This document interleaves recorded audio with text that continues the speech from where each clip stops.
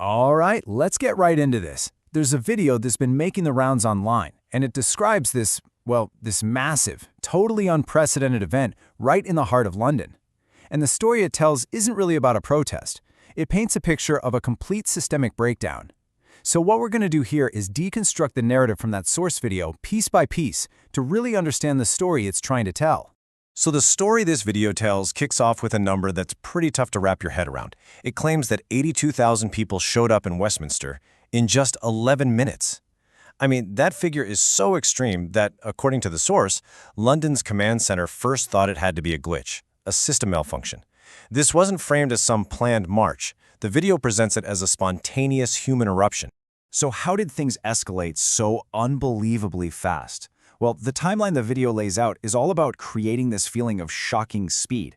It claims that at 6:31, the counters broke. Just 1 minute later, the whole system is declared overrun. And then, only 7 minutes after that, Scotland Yard supposedly had to admit it. Westminster was lost. This super accelerated timeline is absolutely key to the video's argument that the old rulebook was just completely useless here. And this quote, "We have entered blackout condition." This is presented by the source as the critical, leaked phrase from inside the command center. The video is careful to frame it not as panic, but as this kind of cold, formal admission of total defeat. It's the moment, in this telling, where authorities officially acknowledge that the political heart of the capital was no longer under their control. Okay, so this brings us to the first major theme the video is building, this whole idea of system overload. The central claim is that what we're looking at here wasn't a protest as we know it, but a total, catastrophic, systemic failure. And to really hammer home just how serious this was, the source brings up this level black security warning. It's defined as the highest alert possible, one that's supposedly never been used before in modern UK history.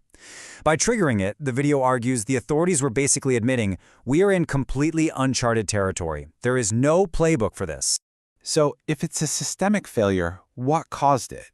This is where the video's narrative pivots. It argues that this event didn't just happen out of nowhere. It was rooted in years and years of growing public frustration over what it calls the slow decay of basic public services. And to build that case, the video points to this foundation of really specific, everyday problems it claims people were facing. Not being able to get a doctor's appointment, waiting hours for an ambulance, getting a diagnosis way too late. The source calls this the quiet struggle, suggesting this was the grim reality playing out inside hundreds of thousands of homes day after day. And that's really the key point here, right? It's the connection the video makes between these big, abstract policy failures and actual personal pain. Its narrative argues that for so many people, these weren't just headlines or statistics anymore. They were intimate, daily disruptions, the kind of struggles that just slowly chip away at your trust in the system. And this leads the story to its third and probably most contentious point, what it frames as a full-blown crisis of priorities. The video argues this was the spark that turned all that widespread frustration into a single, massive flashpoint of anger. You can really see the central conflict the video is trying to create right here. It sets up this incredibly stark contrast. On one side, you have what it calls the citizens' reality. Councils going broke, roads crumbling, veterans waiting months for help. And on the other side, it points to what it calls the government's priority. Billions being spent on hotels for asylum seekers, complete with security and food service. The video does make a point to say this framing isn't about rejecting compassion, but about exposing what it calls a deep, fundamental misalignment of priority. And this is the number the video claims crystallized all that anger. £8 million. The source presents this figure as the daily cost to taxpayers for housing asylum seekers in hotels. It's a number that it argues became a powerful symbol of those perceived misplaced priorities. The narrative then takes that anger and tries to quantify the emotional fallout. According to the source, when you see a survey showing that 67% of Britons feel betrayed, that's not just a political statistic, it's an emotional one. It's meant to represent the huge number of people who feel unheard, unseen, and basically left behind by their own country's agenda.